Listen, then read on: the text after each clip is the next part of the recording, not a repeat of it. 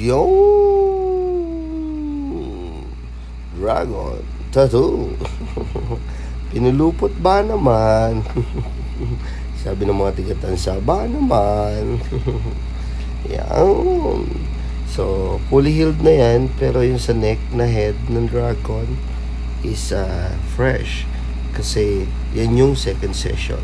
Pero yan sa bandang likod na yan, fully healed na yan. Siguro may 5% pang pamamalat. Yan. So, yung first upload kong video yan, umabot ng kalahating milyon, mahigit siya, magsi 600,000 na yata, nababash.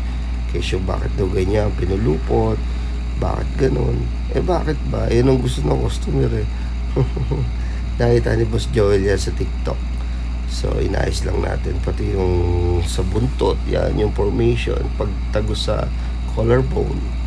Tapos, ang gamit nga pala nating needle dyan is 3RL. So, chinaga natin yan ng 3RL. Yan, ang voltage natin yan is 6. So, pag freehand mo, bloodlines, 3RL. Yan, dire-diretso ka lang dapat. Pwede mong balikan ng 3RL para magkapal ng konti. Or pagtas ng 3RL, pwede ka lumipat ng 5RL or 7RL. Pero sa akin kasi, nag 3RL all the way ako para mas fine yung lines. And, ayun, mas magawa natin ng mas maganda. So, after ng 3RL, ayan, sinisiksik natin siya. Ayan. Dinadahan-dahan natin. Ang tagal ng shading Teka lang, lalabas yan. Yan. Ayan, shading. Nagamit ko ang shading dyan, portrait set Yan Kasi para pag nag-heal talagang balat na balat din talaga siya Hindi nga ako gumamit ng black and gray dyan Yung iba kasi pagka nagda-draft shadow na ganyan, black and gray. Pero sa akin, kinolored ko talaga. Ito, gumamit din ako dyan ng red, orange, tangerine, tapos dark brown. Yan. Maraming kulay yan. Sa chinagarin natin yan. Yung mga komento kasi kesyo minadali daw or something. Malulupit.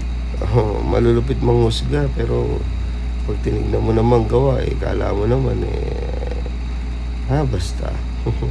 Ngayon, pwede mo siyang balikan ng 3RL ulit. 5 lang yung voltage. Kung gusto mong ilagyan siya ng kumbaga kutkutin ng dirt pa. Ito yung per session nga pala natin. Yan. May kamang Korean actor yan si Dong yan. Si Dong yan ba yan? Yan. Hindi siya natapos ng per session kasi ang sakit niya. Isipin mo ba naman paikot. Diba? Pero tatapusin natin ang second session yan. Yung full sleeve project natin sa kanya, 1 year na mahigit yan. Magdadalawa siguro. Nandito pa rin po pala ako sa Curimaw Day 3 ko na. So be consistent. Marami akong hindi pa na-upload na video. Kaya ito, pagising ko, tamang voice over pa rin. Babaguhin ng sipag yung buhay mo. Talagang be consistent lang. Diba? So nag-highlights ako dyan. Gamit ko nga yata dyan 5RL. So, yun. Yan yung natapos natin. Yan yung sa leeg. Yan. More on dilaw yan. Magpa-pop up pa kulay niya. Ito, fully healed na yan. Yan. Balat-balat ng konti. Pero fully healed na. Right? Never always on the go, 24/7. Who's next? Thank you, Lord. Merry Christmas po sa lahat, Magsipag tayo para marami tayong panghanda. Yeah.